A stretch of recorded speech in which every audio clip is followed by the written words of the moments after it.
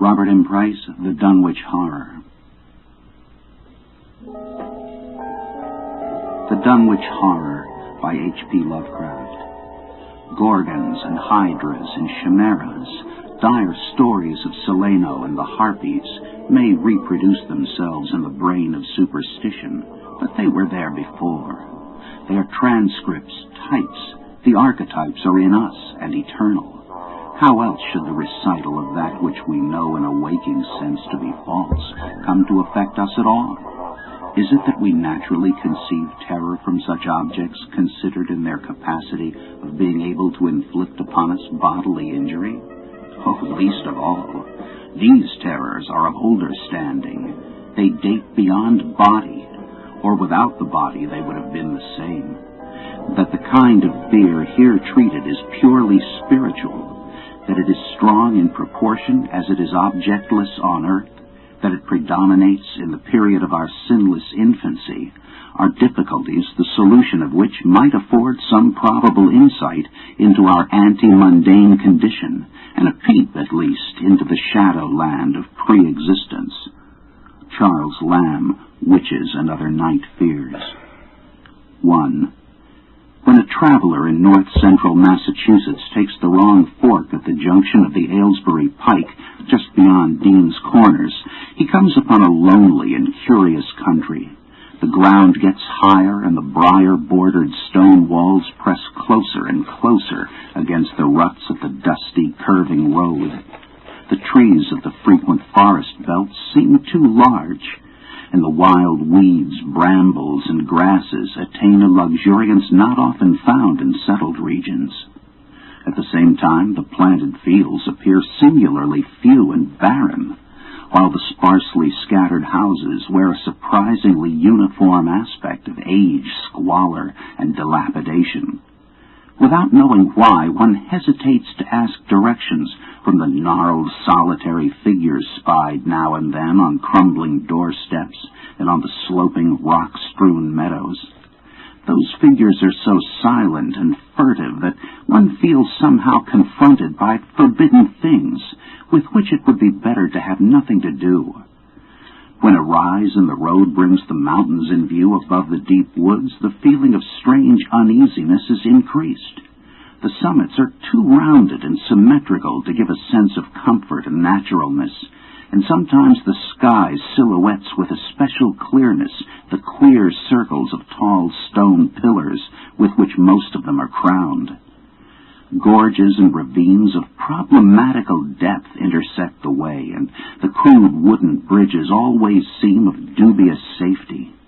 When the road dips again, there are stretches of marshland that one instinctively dislikes, and indeed almost fears at evening when unseen whippoorwills chatter and the fireflies come out in abnormal profusion to dance to the raucous, creepily insistent rhythms of stridently piping bullfrogs. The thin, shining line of the Miskatonic's upper reaches has an oddly serpent-like suggestion as it winds close to the feet of the domed hills among which it rises. As the hills draw nearer, one heeds their wooden sides more than their stone-crowned tops. Those sides loom up so darkly and precipitously that one wishes they would keep their distance, but there is no road by which to escape them.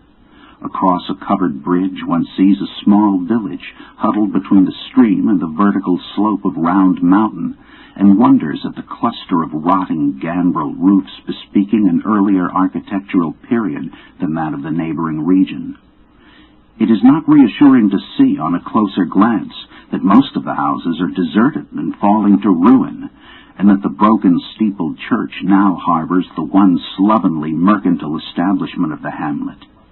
One dreads to trust the tenebrous tunnel of the bridge, yet there is no way to avoid it. Once across, it is hard to prevent the impression of a faint, malign odor about the village street, as of the massed mold and decay of centuries.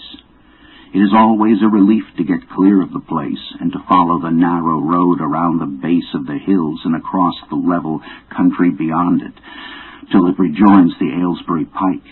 Afterward, one sometimes learns that one has been through Dunwich. Outsiders visit Dunwich as seldom as possible, and since a certain season of horror, all the signboards pointing toward it have been taken down. The scenery, judged by any ordinary aesthetic canon, is more than commonly beautiful, yet there is no influx of artists or summer tourists. 2 centuries ago, when talk of witch blood, Satan worship, and strange forest presences was not laughed at, it was the custom to give reasons for avoiding the locality. In our sensible age, since the Dunwich horror of 1928 was hushed up by those who had the town's and the world's welfare at heart, people shun it without knowing exactly why. Perhaps one reason, though it cannot apply to uninformed strangers, is that the natives are now repellently decadent, having gone far along that path of retrogression so common in many New England backwaters. They have come to form a race by themselves, with the well-defined mental and physical stigmata of degeneracy and inbreeding. The average of their intelligence is woefully low, whilst their annals reek of overt viciousness and of half-hidden murders, incests, and deeds of almost unnameable violence and perversity.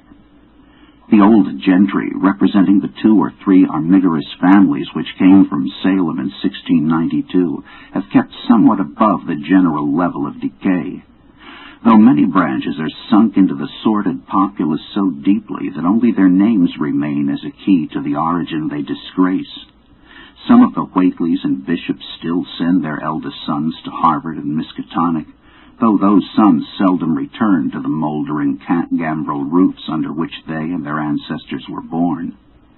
No one, even those who have the facts concerning the recent horror, can say just what is the matter with Dunwich, though old legends speak of unhallowed rites and conclaves of the Indians, amidst which they called forbidden shapes of shadow out of the great rounded hills, and made wild orgiastic prayers that were answered by loud crackings and rumblings from the ground below. In 1747, the Reverend Abijah Hoadley, newly come to the Congregational Church at Dunwich Village, preached a memorable sermon on the close presence of Satan and his imps, in which he said, "It must be allowed that these blasphemies of an infernal train of demons are matters of too common knowledge to be denied. The cursed voices of Azazel and Buzrael, of Beelzebub and Belial being heard now from underground by above a score of credible witnesses now living. I myself did not more than a fortnight ago catch a very plain discourse of evil powers in the hill behind my house, wherein there were a rattling and rolling, groaning, screeching, and hissing, such as no things of this earth could raise up, and which must needs have come from those caves that only black magic can discover, and only the devil unlock." Mr. Hoadley disappeared soon after delivering this sermon, but the text, printed in Springfield, is still extant. Noises in the hills continued to be reported from year to year, and still form a puzzle to geologists and physiographers. Other traditions tell of foul odors near the hill-crowning circles of stone pillars, and of rushing, airy presences to be heard faintly at certain hours from stated points at the bottom of the great ravines, while still others try to explain the Devil's Hop Yard, a bleak, blasted hillside where no tree, shrub, or grass blade will grow.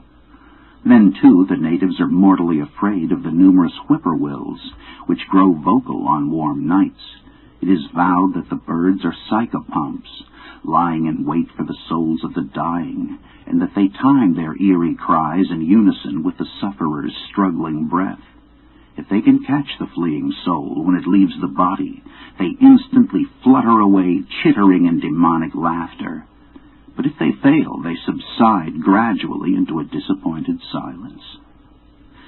These tales, of course, are obsolete and ridiculous, because they come down from very old times. Dunwich is indeed ridiculously old, older by far than any of the communities within 30 miles of it. South of the village one may still spy the cellar walls and chimney of the ancient bishop house, which was built before 1700, whilst the ruins of the mill at the falls, built in 1806, formed the most modern piece of architecture to be seen. Industry did not flourish here, and the 19th century factory movement proved short-lived. Oldest of all are the great rings of rough-hewn stone columns on the hilltops, but these are more generally attributed to the Indians than to the settlers. Deposits of skulls and bones found within these circles and around the sizable table-like rock on Sentinel Hill sustain the popular belief that such spots were once the burial places of the Pocumtucks, even though many ethnologists, disregarding the absurd improbability of such a theory, persist in believing the remains Caucasian. 2. It was in the township of Dunwich, in a large and partly inhabited farmhouse set against a hillside 4 miles from the village and 1.5 miles from any other dwelling, that Wilbur Whately was born at 5 a.m. on Sunday, the 2nd of February, 1913.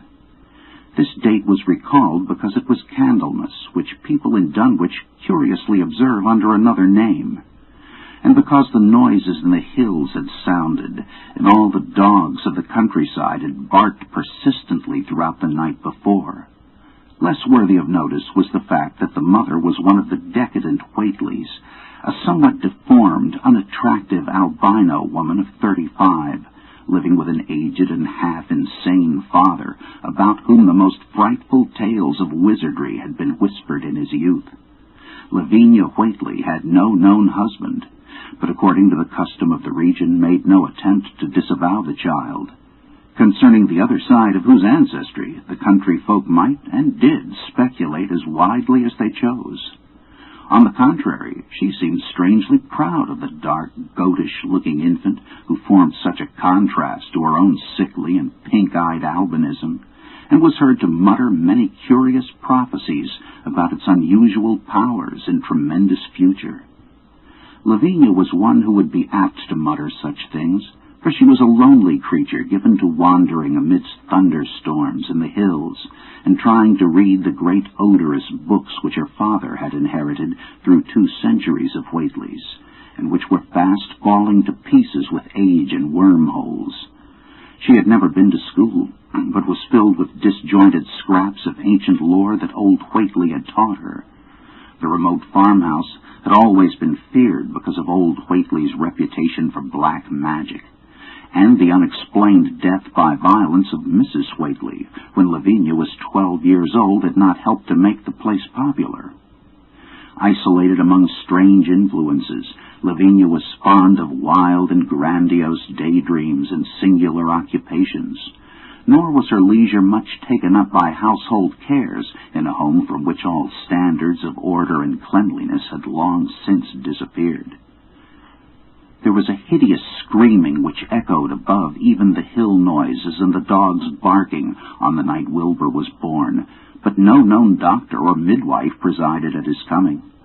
Neighbors knew nothing of him till a week afterward, when old Whately drove his sleigh through the snow into Dunwich village and discoursed incoherently to the group of